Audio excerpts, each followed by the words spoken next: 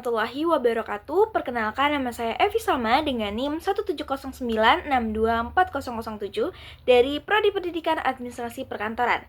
Video ini merupakan UAS mata kuliah Digital Office, yaitu mentutorialkan bagaimana cara menggunakan Mentimeter dan juga mempresentasikannya. Selamat menonton! Oke, selanjutnya kita langsung saja masuk ke dalam bagaimana cara menggunakan Mentimeter. Nah, sebelum teman-teman masuk seperti tampilannya seperti ini, teman-teman bisa untuk menggunakan Google Chrome ataupun Safari dan teman-teman bisa untuk search yaitu mentimeter.com. Setelah itu, teman-teman bisa untuk langsung login menggunakan email dan tampilannya akan seperti ini. Nah, langkah yang pertama yaitu bisa untuk langsung klik yang New Menti ini. Oke, kita tunggu sebentar. Oke, nantinya tampilannya tuh akan seperti ini. Di sini saya sudah membuat materi ataupun soal-soal pertanyaan yang nantinya akan dimasukkan ke dalam Mentimeter. Ini sudah ada materi-materinya dan juga ada soal-soal kuisnya. Nah, kita langsung saja masuk ke dalam bagaimana cara menggunakannya. Nah, di sini kita klik yang Start From. Nah, di sini tuh ada interactive question nih, yang dimana ada multiple choice, open-ended, scholars, word cloud, terus ada Q&A, dan masih banyak lagi. Nah, di sini juga ada quiz competition, ada select answer, dan juga ada tipe answer. Nah, di sini juga ada content slides-nya nih, ada teks, yang dimana teksnya ini tuh bisa kalau teman-teman mau masukkan materi teman-teman. Nah, terus selanjutnya di sini ada video. Video ini bisa ditautkan dari link video YouTube. Nah, di sini juga ada image, yang dimana image ini tuh bisa teman-teman masukkan foto-foto yang memang selaras dengan materi teman-teman. Terus di sini ada instruction yang dimana nantinya ketika teman-teman presentasi dan bisa untuk langsung di-scan seperti itu. Nah, di sini juga ada integration-nya, ada Google Slides, PowerPoint, dan Miro. Ini tetapi harus berbayar karena pro gitu. Nah, di sini teman-teman bebas mau milih yang mana, interactive question kah, quiz competition kah, atau content slides-nya. Itu bebas sesuka dari teman-teman emang mau presentasinya bagaimana. Di sini saya ingin memakai yang Q&A terlebih dahulu, dan kita klik. Nah, di sini ada ask your question. Di sini saya tuliskan nama. Jadi sebelum mulai ke presentasinya, saya tahu nih yang masuk ke Mentimeter saya tuh siapa aja gitu. Nah, di sini juga ada dari nanti kalimat tersebut atau kata tersebut bisa tulisannya menjadi kecil, terus juga ada tulisannya menjadi besar, ataupun yang sedang gitu. Nah, di sini juga ada bisa ganti warna, warna biru ataupun warna merah, banyak ini pilihannya yang bisa dikreasikan oleh teman-teman. Terus habis itu di sini juga ada boldnya, italiknya, underline, terus juga bisa untuk menautkan link, add linknya gitu. Nah, di sebelah eh, kanan saya, di sini ada edit. Kita bisa mengedit ini, terus abis itu ada comments. Kita jadi bisa comments ini, terus abis itu ada interaktif, yang dimana nanti bisa ada reaction dari love-nya, terus abis itu ada like-nya, kayak gitu.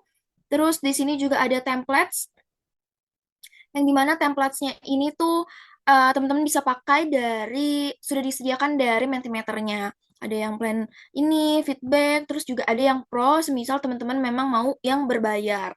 Seperti itu. Terus di sini juga ada Themes, yang dimana Themes ini bisa mengubah latar belakang dari nantinya presentasi teman-teman gitu, kayak quiz ataupun PowerPoint-nya. Di sini ada yang dark, hitam, terus abis itu ada yang biru, terus ada yang hijau, dan ada beberapa lagi ini. Nah, di sini saya pakai yang warna biru.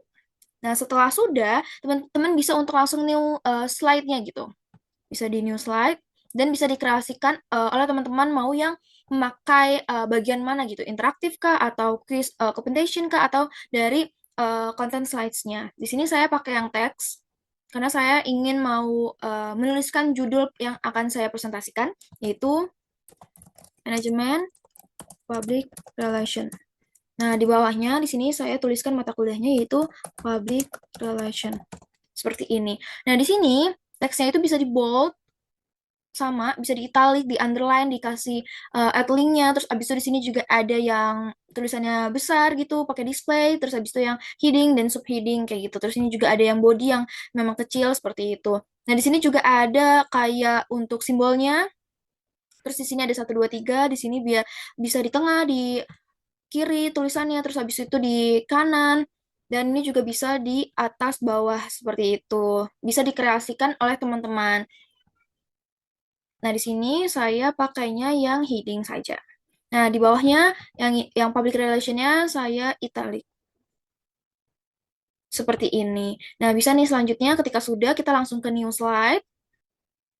Di sini saya pakai yang scholars biar supaya tahu mereka tuh sudah sampai mana pengetahuannya. Jadi, saya bisa untuk langsung salin yang memang sudah saya buat sebelumnya di sini. Kita salin atau enggak teman-teman bisa untuk langsung tuliskan apa-apa pertanyaan yang teman-teman ingin buat seperti itu. Ketika sudah, teman-teman bisa untuk langsung klik yang textbook ini. Nah, di sini bagian statement ini juga bisa diganti jadi seperti ini. Terus habis itu bisa diganti seperti ini. Dan saya tetap pakai yang pertama ini gitu. Nah, di sini ada statement satu, statement satunya kita copy terlebih dahulu. Ataupun langsung teman-teman isi juga nggak apa-apa. Sini kita copy terlebih dahulu. Nah, ketika sudah, kita langsung copy yang statement 2. Kita copy.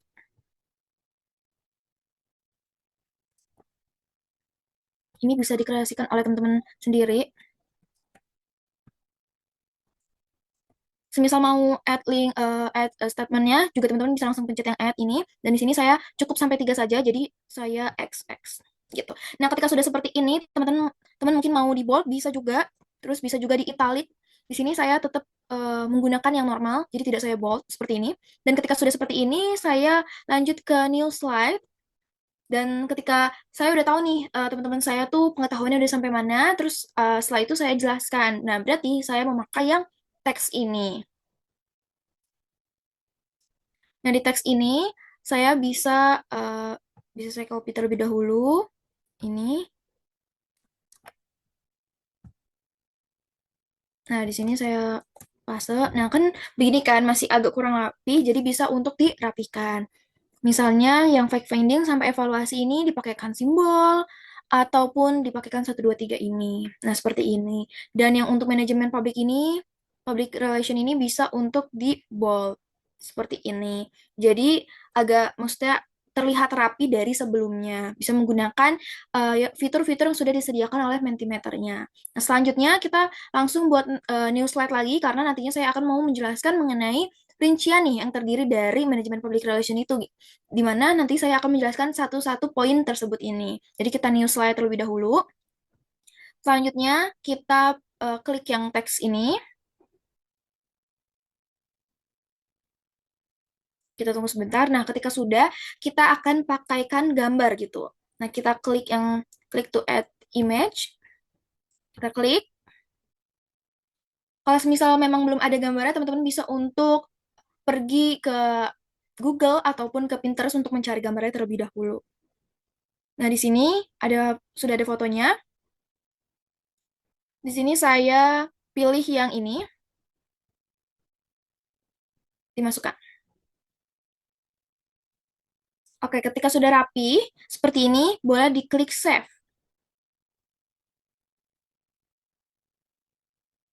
Kita tunggu sebentar sampai loading. Dan ini tampilannya akan seperti ini. Ini bisa untuk yang full, bisa untuk yang ada tulisannya di kanannya, terus ada gambarnya di kiri, terus abis itu ini sama, gambarnya di kanan, tulisannya di kiri. Dan bisa dikreasikan oleh teman-teman.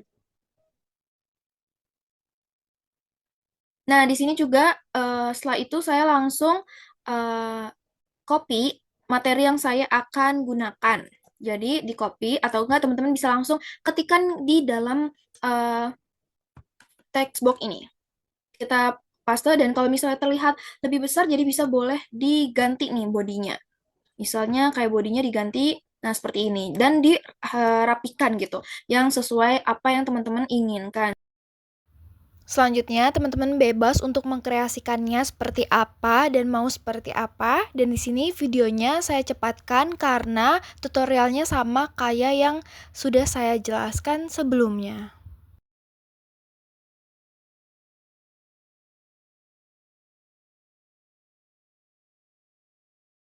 Nah, sekarang selanjutnya kita langsung ke new slide.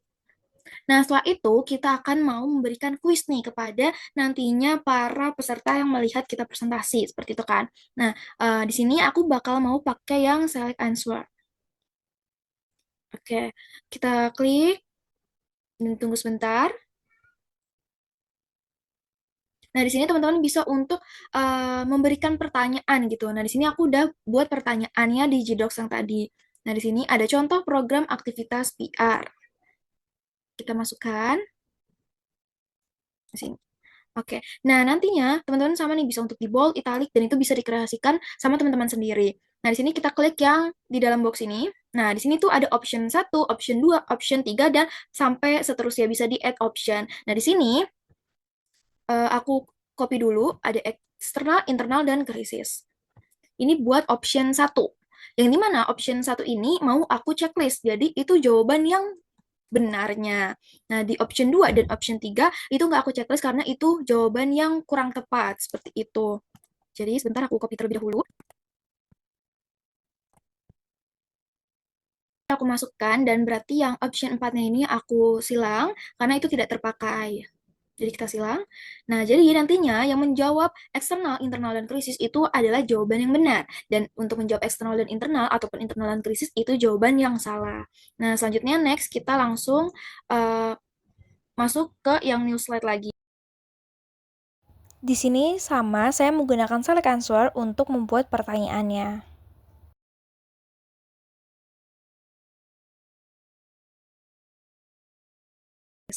Nah, selanjutnya ketika sudah, teman-teman bisa untuk new slide lagi, setelah sesuka teman-teman mau pakai yang mana. Di sini aku pakai yang word cloud. Jadi nanti tulisannya itu kayak kata-katanya itu bisa pas teman-teman lagi presentasi itu, pas nanti para pesertanya itu bisa melihat dan bisa mengutarakan jawabannya gitu. Nah, di sini aku copy lagi pertanyaannya. Aku akan mau sedikit ubah, jadi berikan kata untuk pembelajaran manajemen hari ini. Nah, jadi nanti peserta bisa untuk menjawab misalnya kayak pembelajaran ini tuh yang terkesan tuh apa gitu setelah belajar manajemen PR. Misalnya kayak PR itu adalah jangka perusahaan seperti itu. Jadi bisa nanti dimasukkan ke dalam jawabannya tersebut seperti itu. Dan mungkin dari aku kayak nama, materi, dan juga ada kuis-kuisnya itu sudah cukup. Jadi langsung aja kita ke yang terakhir, yaitu kata terima kasihnya. Sebentar, ada nge-lag. Nah, sudah. Terus di sini kita new slide untuk kata terima kasih. Di sini kita pakainya content slides. Yang teks ini, kita klik teksnya. Oke, kita tunggu sebentar. Nah, setelah itu klik yang terima kasih. Nah, kalimat ini bisa digedekan katanya, dan di sini aku pakai display. Nah, seperti ini dan aku bold. Oke. Nah, ketika teman-teman mau untuk sebar linknya, teman-teman bisa untuk share yang tanda ini, yang di samping start presentation. Kalau misalnya teman-teman mau presentation, presentasi langsung bisa langsung yang klik yang start presentationnya. Nah, di sininya tuliskan nama dari mentinya ini, misalnya manajemen public relation, dan di save. Nah, nantinya teman-teman bisa untuk mengcopy dari linknya, terus bisa di berapa untuk expirednya gitu, ada 7 hari dan ada 14 harinya dari kode yang 4356 ini. Nah, terus di sini juga bisa ada QR kodenya, teman-teman bisa untuk download dan nanti ada kodenya gitu, ada QR-nya yang bisa nantinya langsung di-scan. Mungkin sekian dari saya, next-nya kita lanjut ke presentasinya. Assalamualaikum warahmatullahi wabarakatuh. Perkenalkan nama saya Evi Salma dari Prodi Pendidikan Administrasi Perkantoran dengan NIM 1709626240007. Di sini saya izin untuk mempresentasikan mengenai manajemen public relation. Nah, untuk teman-teman boleh ini untuk masuk ke Mentimeter akan kode ataupun QR barcode yang sudah tertera di layar teman-teman. Oke, dari teman-teman sudah pada join, selanjutnya kita langsung next saja ya. Nah, di sini saya akan membahas mengenai manajemen public relation dengan mata kuliah dari public relation. Oke, di sini saya ada sedikit pertanyaannya yaitu menurutmu apa saja yang termasuk ke dalam manajemen public relation? Jadi di sini teman-teman boleh nih untuk memilih jawaban yang menurut teman-teman itu dari manajemen public relation. Saya tunggu ya.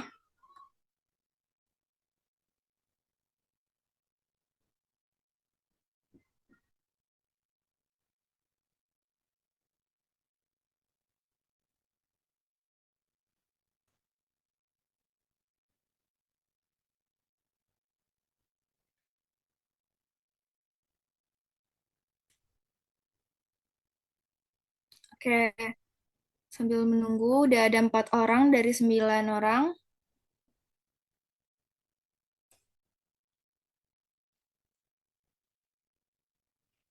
Oke, kita lanjut. Nah, di sini ada yang sudah menjawab, yaitu ada fact finding, planning, program aktivitas, pemilihan media, teknik rentang waktu, PR, dan evaluasi, yaitu 6 orang. Dan juga ada yang menjawabnya. Di sini ada fact finding, pemilihan media, teknik rentang waktu, dan juga ada yang menjawab fact finding, planning program aktivitas, teknik rentang waktu, PR, dan evaluasi. Nah, jawabannya akan saya jelaskan di slide berikutnya. Nah, teman-teman, eh, yang tadi sudah menjawab 5 dari manajemen public relation yang terdiri dari fact finding, program aktivitas PR, pemilihan media, teknik serta rentang waktu PR-nya, terus evaluasinya itu udah benar. Di sini saya izin menjelaskan satu persatu dari manajemen public relation itu. Nah, yang pertama di sini ada fact finding nih teman-teman. Fact finding ini adalah tahap awal dalam manajemen public relation yang dimana dia tuh mengumpulkan data dan informasi gitu terkait kondisi, fakta organisasi serta opini publik yang memang dapat mempengaruhi kegiatan public relationnya seperti itu. Nah, di sini tuh tahap dari perencanaan faktanya itu tuh dianggap sebagai dari seluruh pekerjaan PR. Nah, boleh lanjut di next. Nah, di sini selanjutnya di sini ada planning program aktivitas PR-nya. Nah, planning program aktivitas PR ada proses perencanaan strategis yang dimana melibatkan identifikasi masalah untuk mencapai komunikasi efektif. Tahapan proses ini pun juga ada 4 model, yang dimana itu ada RACH, yang dimana itu ada research, action atau planningnya, terus abis itu ada communication dan juga ada evaluasinya. Nah, di sini juga ada contoh program dari aktivitas PR-nya, itu terbagi menjadi 3, yaitu ada internal, terus abis itu eksternal dan krisis, yang dimana internal ini adalah pelatihan komunikasi untuk karyawan guna meningkatkan budaya dari organisasinya gitu. Lalu kalau internal ini adalah, mohon maaf, kalau eksternal ini adalah kampanye CSR, yang dimana kegiatan ini di lingkungan untuk menumbuhkan citra dari positif masyarakatnya. Lalu selanjutnya di sini ada krisis. Krisis ini adalah strategis komunikasi cepat saat terjadi isu negatif seperti adanya recall produk. Nah, di sini selanjutnya ada pemilihan media dalam public relation, mana merupakan proses strategis yang menentukan saluran komunikasi yang paling efektif guna menyampaikan pesan organisasi kepada audiens targetnya.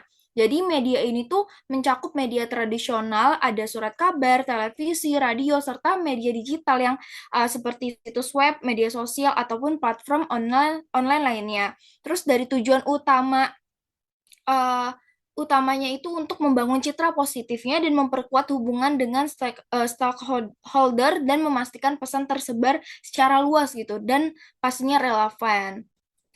Selanjutnya di sini ada teknik manajemen public relation-nya, yang dimana ada praktik dari PR, yang dimana itu buat menggunakan teknik-teknik sebagai alat strategis untuk mengomunikasi dengan publik dan mempertahankan reputasi organisasinya secara konsisten di berbagai situasi dan media komunikasinya. Terus juga di sini tuh ada rentang waktu programnya dari strategis public relation digunakan untuk jangka pendek dan jangka panjangnya.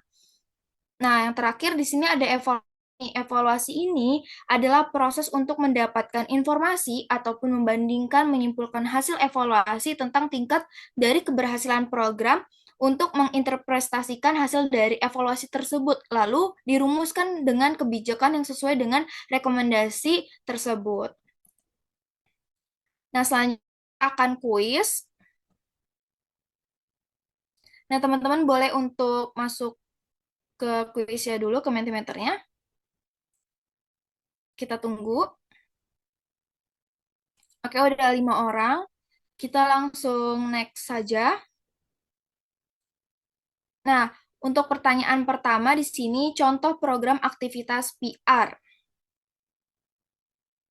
yaitu ada eksternal, internal, dan krisis, ataupun eksternal dan internal, maupun ada internal dan krisis.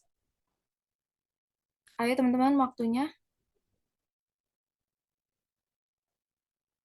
Oke, jawaban yang benar adalah eksternal, internal, dan krisis. Nah, teman-teman ada juga nih yang menjawab eksternal dan internal, dan kebanyakan menjawab eksternal dan internal. Namun, jawaban yang benar itu adalah eksternal, internal, dan krisis. Karena kenapa? Yang tadi saya sudah jelaskan, kalau misalnya krisis ini juga masuk ke dalam contoh program aktivitas PR gitu, yang dimana strategis komunikasi ini cepat saat terjadi isu negatif seperti dari recall produknya. Kita next ya.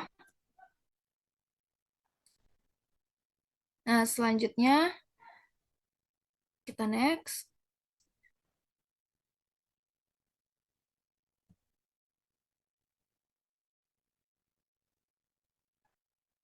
Tujuan utama dari pemilihan media PR. Di sini ada jawaban menolak kerjasama perusahaan, merusak citra perusahaan, terus ada juga membangun citra positif, memperkuat hubungan dengan stockholder.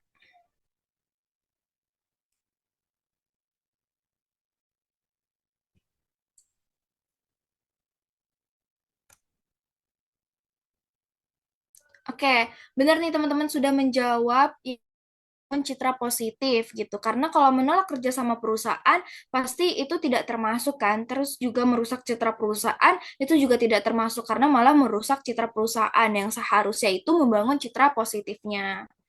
Kita next. Oke, jawaban yang paling nilainya paling banyak yaitu ada Gani dan Anes. Kita next.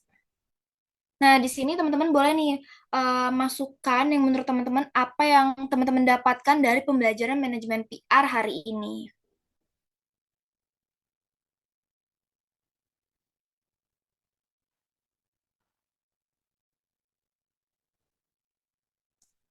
Saya tunggu ya.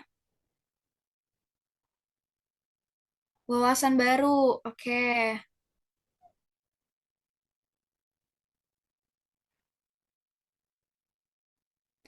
Siapa lagi ayo? Memahami manajemen PR. Ya, karena kita lagi membahas mengenai manajemen PR. Ada lagi?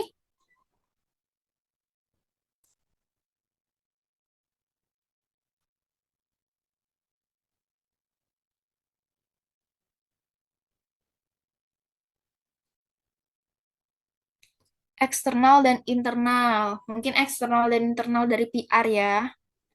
Terus ada lagi? Internal eksternal PR, betul.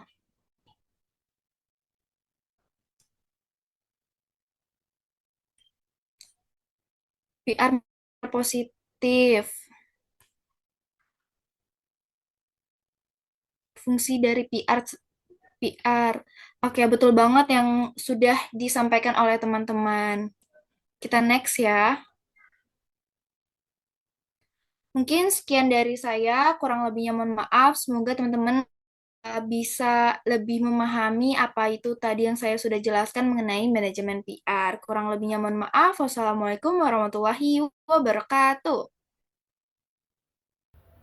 Sekian dari saya, kurang lebihnya mohon maaf, semoga bermanfaat. Wassalamualaikum warahmatullahi wabarakatuh.